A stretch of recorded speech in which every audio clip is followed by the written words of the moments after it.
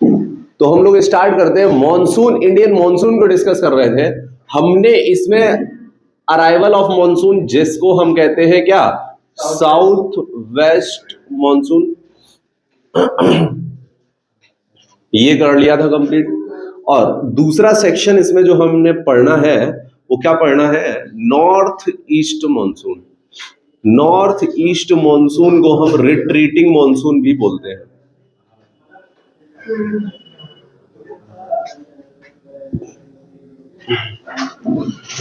Retreating monsoon, retreating monsoon, east monsoon और retreating monsoon. Tender change होता है कुछ तो होता ही है बवाल।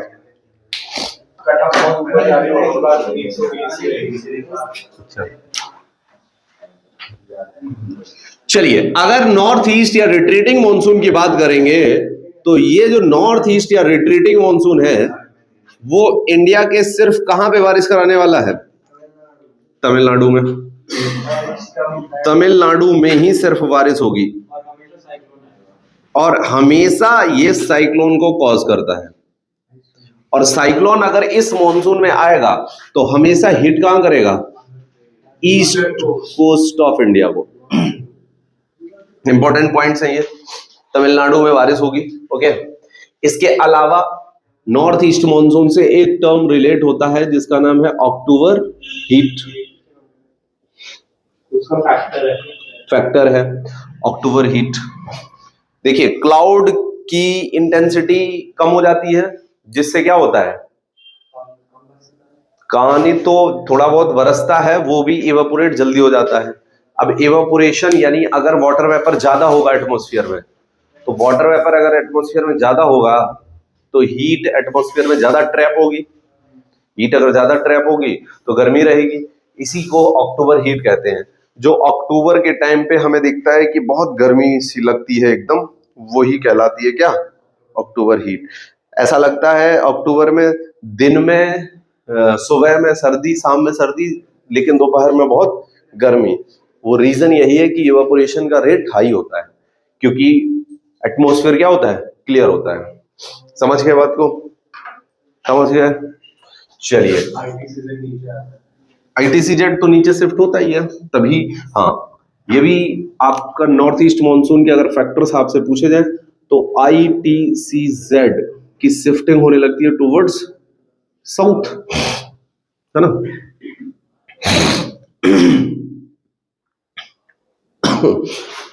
ट्रॉपिकल ईस्टर्ली जेट, ये आपकी रिस्पॉन्सिबल होती है for the formation of cyclones in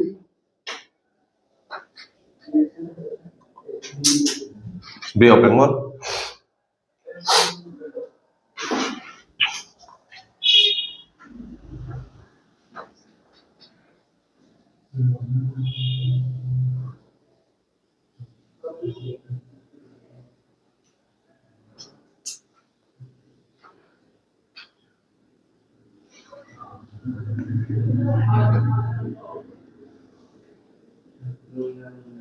Al Nino and La Nina क्या इम्पैक्ट करती है इंडियन मॉनसून पे, ये नहीं समझाया था हमने तुमको, पैसिफिक ओशियन करके कुछ नहीं बताया था, ओके।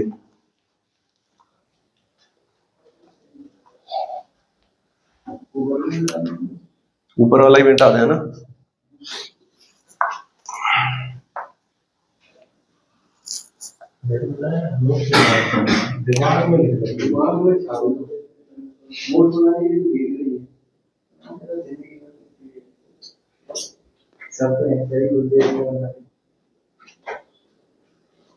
तुम घर चले जाओ, हम आ जाएंगे बढ़ाने। अल नीनो ला नीना,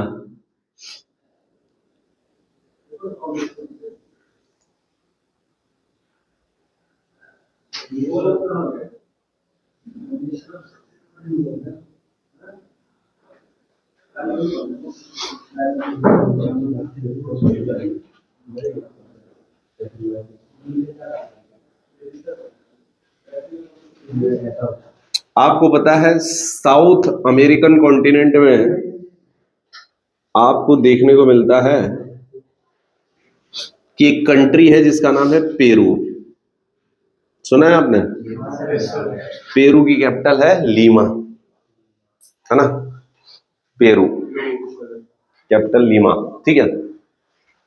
अब पेरू की साइड अगर हाई प्रेशर बन गया और इधर Australia side, Indonesia side, Philippines side low pressure बन गया तो हवाएं किधर से किधर चलने वाली हैं? फिर high pressure to low pressure, यानी पेरुवियन कोस्ट से कहां आएंगी ये हवाएं?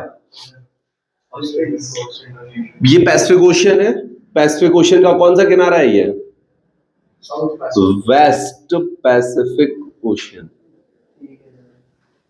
वेस्ट है ना। और ये किनारा क्या है पैसिफिक ओशियन का?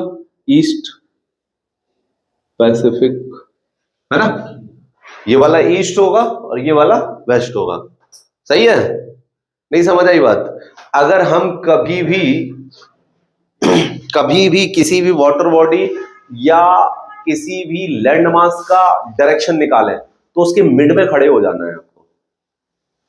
अब पैसिफिक ओशियन के मिड में खड़े हो जाओ। जब पैसिफिक ओशियन के मिड में खड़े होगे तो आपका हमेशा जो राइट हैंड होगा वो हमेशा क्या होगा? वेस्ट, और लेफ्ट हैंड होगा हमेशा ईस्ट। तो पैसिफिक ओशियन में अगर यहां खड़ा हूं तो ये वाला ईस्ट है और ये वाला वेस्ट है। उधर मुड़ गया तब भी देख लो आप, उधर मोड़ दिया हमने। चलो मैं ऐसे कर देता हूं ये मान लेते हैं पैसिफिक ओशियन है, ठीक है। यहां बीच में खड़े हुए, ये वाला पार्ट क्या हुआ? ईस्ट, ये वाला पार्ट क्या हुआ? वेस्ट। अब आप कह रहे हो अगर इसको इधर ले आए तो क्या होगा? तो बदल जाना चाहिए, यानी ये आपका नॉर्थ अमेरिका साउथ अमेरिका वाला पार्ट है ना। आपके हिसाब से ये नॉर्थ अमेरिका साउथ अमेरिका क्या बन जाएगा इधर आके? वेस्ट, है ना। देखते हैं जरा बनेगा क्या। इसको मोड़ दिया हमने, ये वाला पार्ट आ जाएगा, इसको मोड़ेंगे, ये वाला पार्ट आ जाएगा इधर, यानी साउथ अमेरिका नॉर्थ अमेरिका चला जाएगा यहां पे। सही कह रहे हैं क्या हम?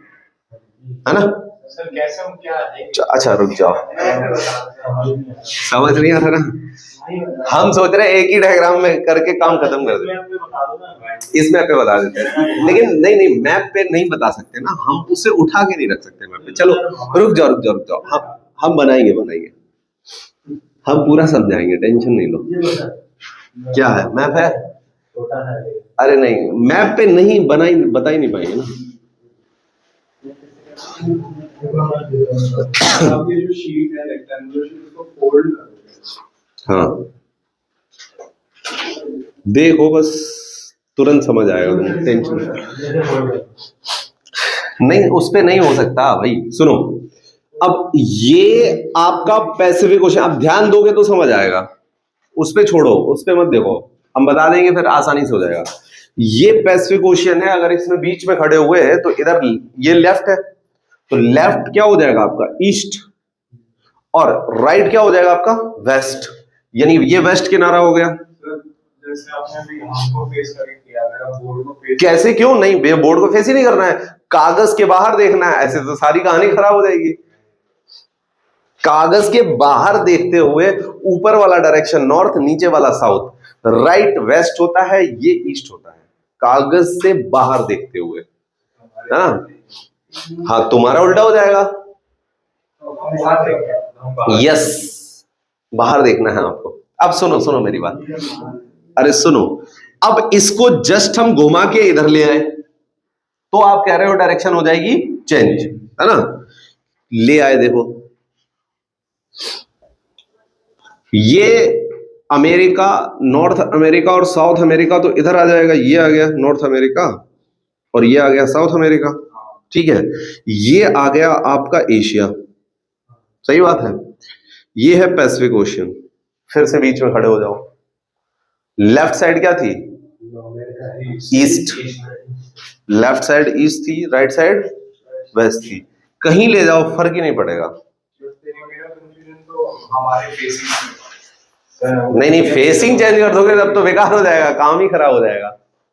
हाँ तुम्हारी साइड से कैसे? ये इधर आओ पास आओ।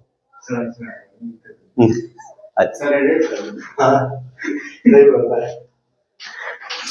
ये तो से कर दूं। रहने दो इडियट का बाद में समझा देंगे। तुम इडियट का काम बढ़ा दोगे मेरा। और पॉज कर लो, अच्छा पॉज कर लो।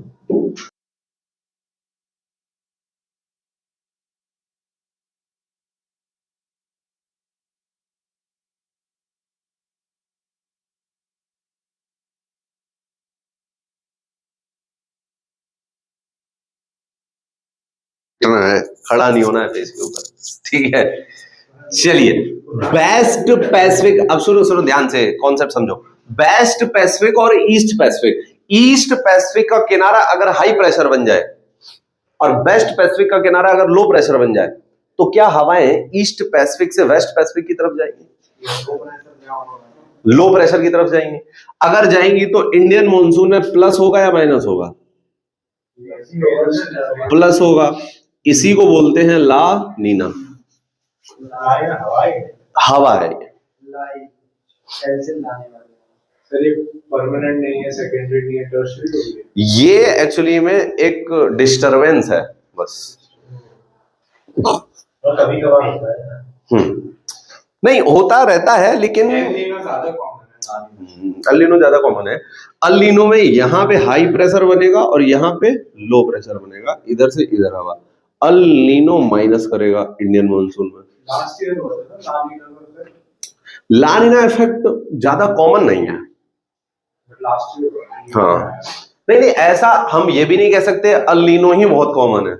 ये इफेक्ट अभी तक जितने भी क्लाइमेटोलॉजिस्ट ने पढ़े हैं, अभी उन्होंने एग्जैक्ट इसका कैलकुलेशन नहीं कर पाया है कितने पीरियड टाइम ऑफ इंटरवल से लगते हैं। ये कभी भी कुछ भी लग जाता है, कोई फिक्स नहीं है इनका, है ना। लेकिन ये कौन से ओशियन से रिलेटेड होते हैं? पैसिफिक ओशियन है ना। अल नीनो का मतलब होता है बॉय चाइल्ड और ला नीना का मतलब होता है girl child. So yes, these are Spanish words.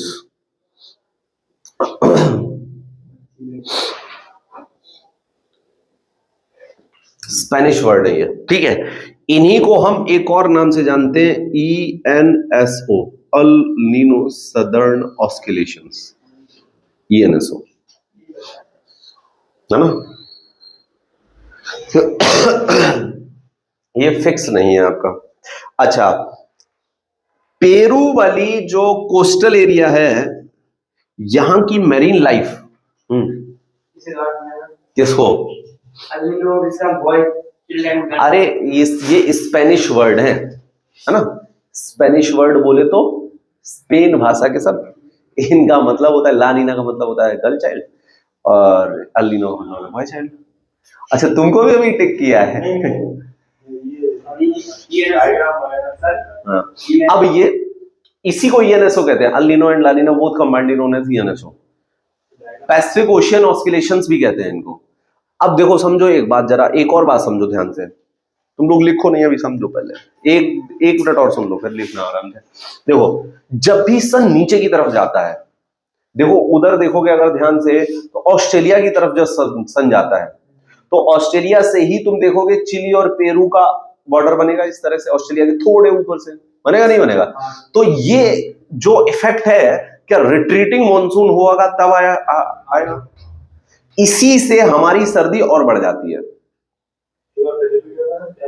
जैसे कि मॉनसून रिट्रीट होगा, ITCZ नीचे जाएगी, ITCZ जब नीचे जाएगी तभी तो लो प्रेशर रिस्पॉन्सिबल होगा पेरू पे। वैसे तो पेरू पे हमेशा हाई प्रेशर रहता है। क्यों हाई प्रेशर रहता है? क्योंकि पेरू पे एक यहां से करंट चलता है जिसका नाम है पेरुवियन करंट या हम्बोल्ट करंट, और ये कैसा ओशियन करंट है? एक ठंडा। तो ये वैसे ही हमेशा ही हाई प्रेशर पे रहती है, ठीक है। लेकिन जब भी आपकी ITCZ नीचे जाएगी, समझ रहे हैं, तो क्या होगा, यहां पे लो प्रेशर बनने के चांसेस बढ़ जाएंगे। समझ रहे हैं? तो क्या हमेशा ऐसा हमें तभी दिखेगा जब मॉनसून रिट्रीट हो रहा होगा हमारे यहाँ से? बिल्कुल, जब आईटी सीजन नीचे जाएगी। अभी कुछ दिन पहले, 4-5 दिन पहले अल नीनो की कहानी आई है कि अल नीनो इस बार ज्यादा इंपैक्ट डाल रखा है, यानी अल नीनो बना है इस बार पैसिफिक ओशन में। तो हमारे यहाँ ड्राइनेस ज्यादा रहेगी अल नीनो बना है तो, और ड्राइनेस के साथ साथ सर्दी भी ज्यादा रहेगी, ठंडी हवाएं, ठंड का प्रकोप ज्यादा रहेगा। सीधी बात है, हमारे हाई प्रेशर बनेगा तभी तो अल नीनो रहेगा। समझ रहे हैं? तो अल नीनो हमारे यहाँ ठंड भी कॉज करती है, वहां आ जाएगी। अच्छा, अगर नहीं नहीं, इसका कोई फिक्स टाइम पीरियड नहीं है। अल नीनो हो ना हो, ला नीनो हो ना हो, न्यूट्रल रहे। हाँ हाँ, तो जरूरी नहीं है, न्यूट्रल फेज भी होता है बहुत बार, कोई इम्पैक्ट नहीं। न्यूट्रल फेज कब अल नीनो कभी ला नीना, इसका कोई इम्पैक्ट अभी एग्जैक्ट, कभी कभी 5-5 साल तक अल नीनो चल रहा है। अनप्रेडिक्टेबल है, क्लाइमेटोलॉजिस्ट ने भी नहीं पता लगा पाया कितना क्या कैसे होता है ना? बताओ, वहां पे बारिश अनप्रेडिक्टेबल,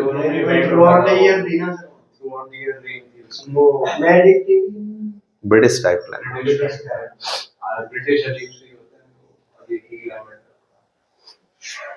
चले आगे भाई। ENSO समझ में आ गया आपको? El Nino southern oscillation. अच्छा, अगर इधर लो प्रेशर बनेगा तो पेरू वाली साइड में क्या बारिश ज्यादा होगी? Yes sir. बारिश अगर ज्यादा होगी तो मैरीन इकोसिस्टम एंड एग्रीकल्चर पे क्या इंपैक्ट होगा? मरीन इकोसिस्टम और एग्रीकल्चर दोनों ही बर्बाद हो जाएंगे, मछलियां मर जाती हैं इतनी बारिश। यस, बहुत बारिश होती है इसलिए। इम्प्योरिटी क्या, मरीन इकोसिस्टम खराब हो जाता है। अरे मछलियां जिंदा किस चीज पे हैं? प्लैंक्टन्स। प्लैंक्टन सुना है तुमने वर्ड? प्लैंक्टन्स मतलब होता है छोटे छोटे पौधे, और पौधे कहाँ होंगे? जो कोस्ट एरिया होगा इसके किनारे होंगे पौधे, ज्यादातर पौधे किनारे होंगे। क्यों? क्योंकि ज्यादा नीचे सर्वाइवल ही नहीं है पौधों का। क्यों नहीं सर्वाइवल है? क्योंकि धूप ही नहीं जाएगी, सनलाइट ही नहीं जाएगी, है ना? अब सनलाइट नहीं जाएगी तो जहां सनलाइट जाएगी वहीं तो पौधे सर्वाइव करेंगे। और हाँ, अब जहां सर्वाइव करेंगे कोस्ट के किनारे ही, वहीं पे मछलियां खाने आएंगी। अगर यही पौधे ही टूट जाएंगे बहुत बारिश से तो मछलियां खाएंगी क्या? हाँ, छोटी मछलियों को भी खाती हैं, लेकिन हाँ वेजिटेरियन भी होती है। तो तुम आटा डालते हो वो नहीं खाती है?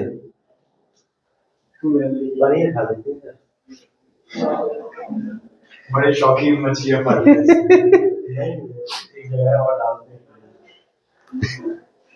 कैसी कैसी जगह जा रहे हो आजकल? अरे सॉरी, कछुआ खाता था अरे यार, छोले और राजमा। आगे चले, चलो। थोड़ी सा थ्योरी बता दो, क्या ही लिखनी है? ये तो टॉपिक का समझ आ गया। पेरू में लो प्रेशर हाई प्रेशर पे गेम, कभी भी वहां पे लो प्रेशर में जाएगा, कभी भी हाई प्रेशर। ये भी अनप्रेडिक्टेबल कंप्लीटली। ऐसा कहना वो होगा ना कि पेरुवियन जो है ये भी अनप्रेडिक्टेबल है, क्योंकि अगर एक गर्म हवा आती है तो वहां पे लो प्रेशर। नहीं, पेरुवियन हम बोल्ट करंट, ये तो कोल्ड है ना, ये कोल्ड करंट है। पोल से इक्वेटर की तरफ चलने वाला हर करंट कोल्ड होता है, याद रखिए। पोल से इक्वेटर की तरफ जा रहा है ना ये करंट, इसी का नाम पेरुवियन, इसी का हम बोल्ट है, बताया ये ना। अब देखो ना, साउथ अमेरिका नीचे पोल ही तो है, अंटार्कटिका नीचे से जा रहा है।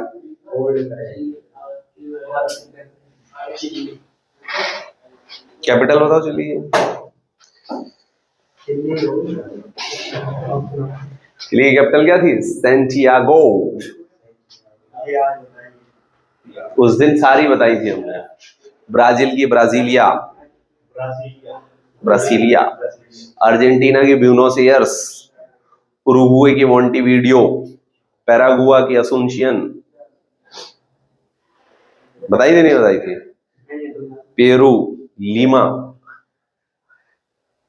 तुम घर बुला लिया करो उनको। कोलंबिया की अंटानारिवो तो मेडागास्कर की है।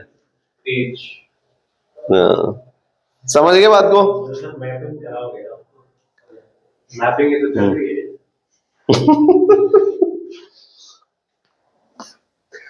मैपिंग करा देंगे यार, मजेदार एकदम जबरदस्त। चले आगे, खत्म हो गया ये भी। अब चलते हैं आगे और समझते हैं हम वेस्टर्न डिस्टरबेंसेस। पढ़ा दिया था क्या? नहीं ना, ऐसा पढ़ा है।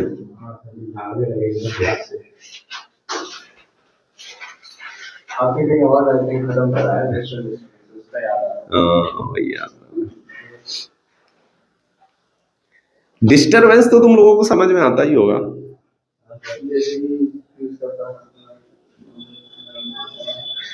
क्यूज को तुम क्यों?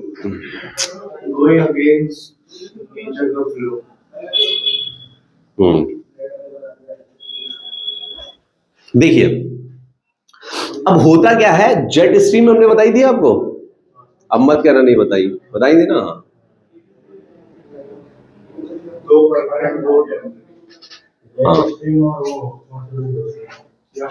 जियोस्ट्रॉफिक सब ट्रॉपिकल जेट जो था आपका एसटीजे, वो इंडिया के हिमालय रीजन से ऊपर चलता है जब भी आईटीसीजेड हमारे पास आती है।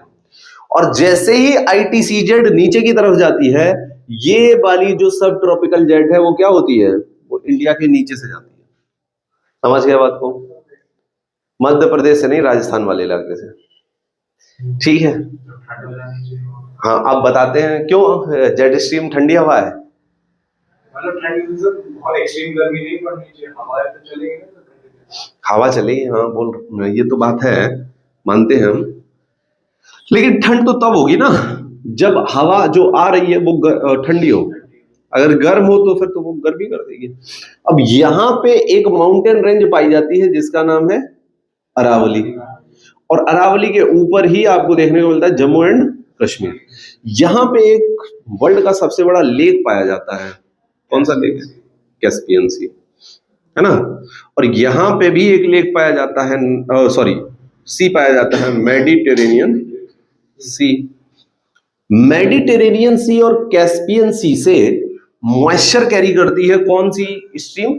जेट स्ट्रीम, जिसका नाम क्या है? सब ट्रॉपिकल जेट। अरे देखो, बात ये है कि यहां पे जो भी डिस्टरबेंस इकट्ठा होता है उस डिस्टरबेंस को एक फ्लो दे देती है ये जेट स्ट्रीम टुवर्ड्स ईस्ट। और ये जो डिस्टरबेंस है, ये मॉइस्चर कैरिंग जो भी थोड़ा बहुत मॉइस्चर है, ये किससे टकराता है जाके? फिर अरावली से। और कहां पे बारिश कराएगा? राजस्थान। और ये कब आता है? कब आता है वेस्टर्न डिस्टरबेंस? दिसंबर एंड जनवरी। तो दिसंबर और जनवरी में बारिश होती है।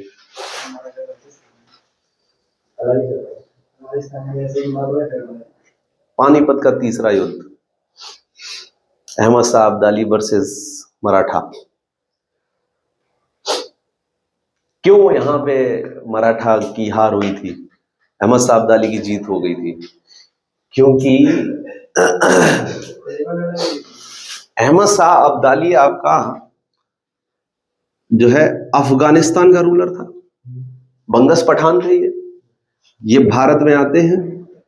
दिल्ली का ताज जो जिस पे बैठे हुए मुगल्स कमजोर हो चुका है, मराठाओं ने उनकी जान निकाल ली।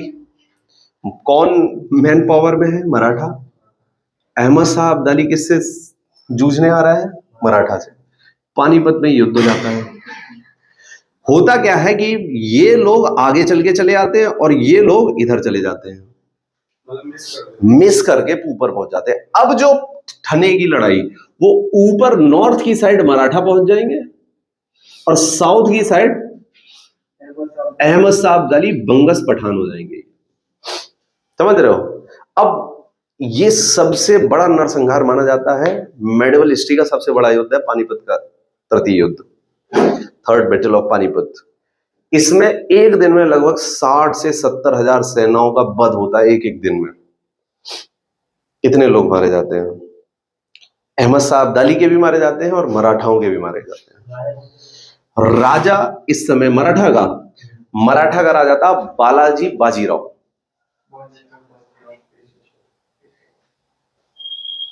और सदाशिव भाव को जानते हो तुम? सदाशिव भाव नाम सुना है?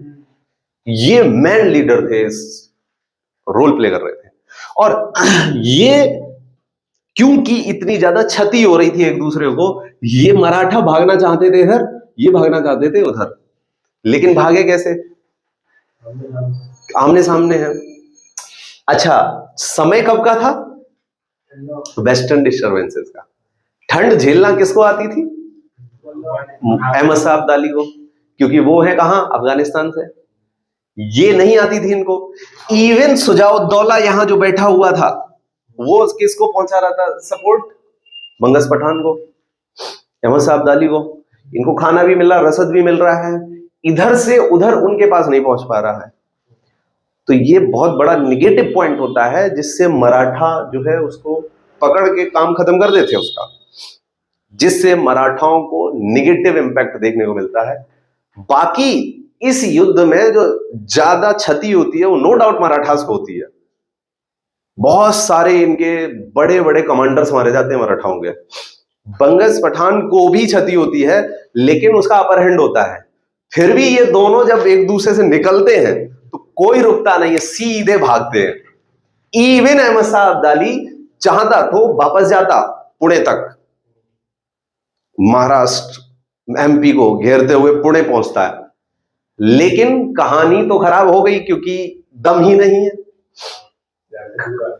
हालत खराब कर दी है मराठाओं की वेस्टर्न डिस्टर्बेंसेस ने ठंड में। तो ये मेन कारण होता है पानीपत की तृतीय युद्ध में, थर्ड बैटल ऑफ पानीपत में मराठाओं की पराजय का। राजस्थान में नहीं, राजस्थान में कोई नहीं था। होलकर और ये तुम्हारे गायकवाड़ थे गुजरात साइड, और होलकर थे तुम्हारे एमपी में। 5 सेक्शन हो गए थे। यहीं से शुरू होती है वो नींव, जिसमें मराठा साम्राज्य 5 अलग अलग हिस्सों में बढ़ जाता है। होलकर, गायकवाड़, सिंधिया, पेशवा, 5 अलग अलग सेक्शंस में बढ़ जाता है। समझ रहे हैं? तो वेस्टर्न डिस्टर्बेंसेस कहीं ना कहीं थर्ड बैटल ऑफ पानीपत में रोल प्ले करते हैं। समझ रहे हो? यानी अगर ये नहीं होता तो मराठास को काफी हेल्प मिलती इससे। ठीक है, क्या लोग अभी नहीं पढ़ते हैं? तुम तब की बात कर रहे थे।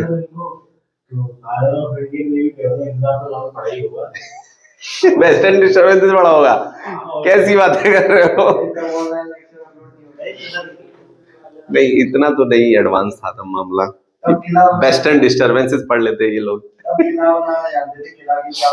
मराठाओं का सबसे बड़ा जो हथियार था वो ऊंचाई पे बैठ के नीचे वार करना था। वही सबसे बड़ा रोल प्ले करता था। अब जो भी मॉइस्चर यहां से कैरी होगा वो मॉइस्चर कहां तक पहुंचेगा? राजस्थान तक। और राजस्थान में पहुंचने के बाद राजस्थान की अरावली की पहाड़ियों से टकराएगा और ऊपर उठेगा, और उठेगा तो बारिश होगी। राजस्थान में वेस्टर्न डिस्टर्बेंसेस जो बारिश कराता है इसे बोलते हैं गोल्डन ड्रॉप्स, सोने की बूंदें, या इसी का दूसरा नाम है मावट। वेस्ट साइड में होगी ना? यस, हमने कब कहा ईस्ट में होगी? बिल्कुल वेस्ट में होगी। देखो बात ये है, अब आपने बेस्ट किसको मान लिया? ये है अरावली, बताओ दिख रहा है? अब बताओ बेस्ट ये वाला, ये वाला। विंडवर्ड साइड में होगी। हम ये नहीं कह रहे यहां नहीं होगी, होगी यहां भी, लेकिन इधर ज्यादा होगी। और ये जो वेस्टर्न डिस्टर्बेंस है यहां पे टकरा के पहुंच जाएगा कश्मीर, लद्दाख, हिमाचल प्रदेश, और वहां पे बारिश नहीं करेगी, होगी वहां पे स्नोफॉल होगी। लोग वेट करते हैं जम्मू कश्मीर में वेस्टर्न डिस्टर्बेंसेस का आए और वहां का टूरिज्म बढ़े। आ गई, लेकिन अभी तुम वेस्टर्न डिस्टर्बेंस देखोगे, दिसंबर में वहां पे, फिर एकदम न्यूज में हेडलाइंस आ जाएंगी, एल्निनो बढ़ गया। समझ में आ गया वेस्टर्न डिस्टर्बेंस, है ना, कब आता है, क्या होता है। वेस्ट से आता है, हमारे वेस्ट से आएगा, हाँ देख लो भाई कौन सा है, राइट हैंड है, तो वेस्ट से आ रहा है। मेडिटेरेनियन एंड कैस्पियन सी से मॉइस्चर को कैरी करती है, तो सब ट्रॉपिकल जेट नीचे आती है, वही पुश दे देती है इस डिस्टर्बेंस। गोल्डन ड्रॉप्स या मावट भी कहते हैं इसको।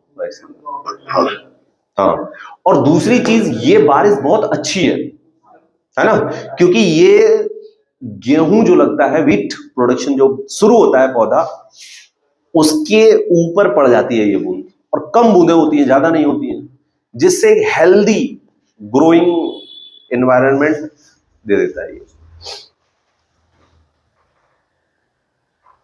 क्या हुआ?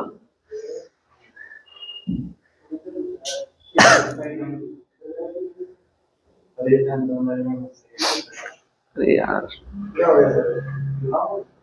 सही नहीं हो रहा है हमारा, तो हमको तो इरिटेशन होने लगा है। हम लोड बहुत हो जाता है हम पे, सुबह से शाम तक लोड ही लोड है। नहीं नहीं नहीं, हो जाएगा सही हो। रेस्ट एक बार हो जाए ना लगातार, जैसे कल भी मॉर्निंग की क्लास हो जाएगा।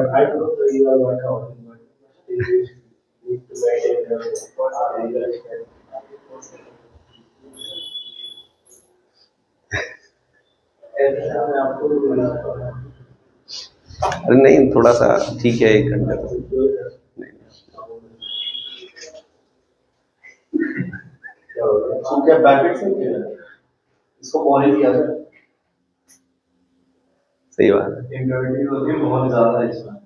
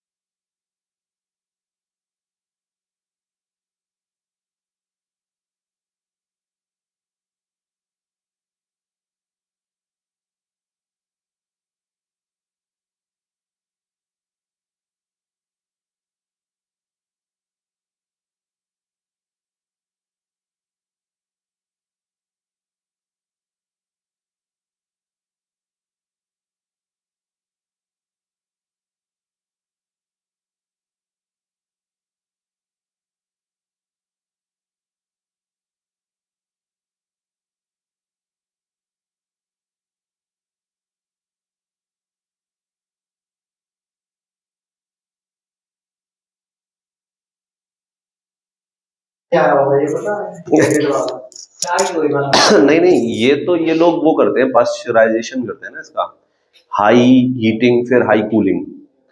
अगर बैक्टीरिया आपको मारने हैं तो यही करना पड़ता है, पहले बहुत गर्म कर दो तो गर्मी में ना सरवाइव कर पाने वाले मर गए, और फिर एकदम कूल कर दो, फिर कूलिंग में ना सरवाइव करवाने वाले मर गए, एकदम जीरो हो जाएगा। जो हेल्दी होंगे वो भी खत्म हो जाएंगे उसके साथ। इसी प्रोसेस को बोलते हैं पाश्चराइजेशन। इस पे लिखा होता है पाश्चराइज्ड मिल्क, देख लो लिखा होगा। तो घर का वाली ठीक नहीं है सर, ये वो तो गर्मी में इंडिया को कंप्लीट करके नवंबर, नहीं नहीं, दिसंबर जनवरी है।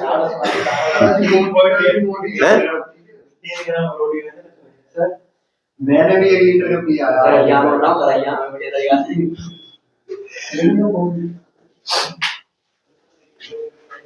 चले भैया आगे, खत्म हो गया ना इतना, है ना। क्या इंडिया में साइक्लोनिक रेनफॉल भी होती है? साइक्लोनिक रेनफॉल भी इंडिया में होती है, साइक्लोनिक रेनफॉल भी होती है। तो साइक्लोनिक रेनफॉल से होने वाली रेन इंडिया में कितने प्रतिशत है लिखाया था हमने परसेंटेज? 30 नहीं लिखा। देखो देखो हमने कितना लिखाया था, स्टार्टिंग में लिखाया था तीनों चारों का अलग अलग, 74% 70% south west, Southwest, 70% Arabian, 30% Bay of Bengal. बाकी वो तो 74% का है। 3% 10% हमने बताया था तुमको किससे, साइक्लोनिक से। 13% बताया था नॉर्थ ईस्ट मानसून से। हाँ नहीं बताया था, ये बताया था। ये सबसे कम बैठता है, फिर भी कितने कॉन्फिडेंस देगा, नहीं बताया है।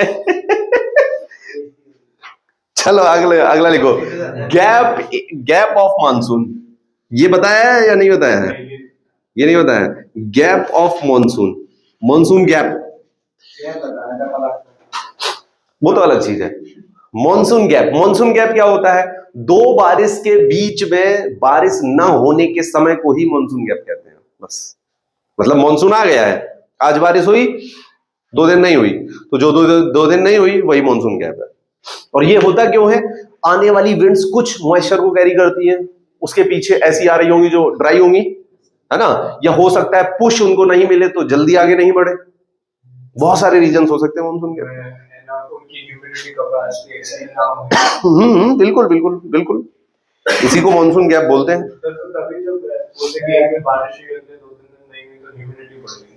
बाकी आने वाले जो पीछे वाले इवेंट होती है उनमें ह्यूमिडिटी कुछ तो होती है, पानी लगता है गिराते ह्यूमिडिटी बढ़ा के या बोलो हाई प्रेशर करके, क्योंकि बारिश होगी तब भी तो ह्यूमिडिटी बढ़ेगी।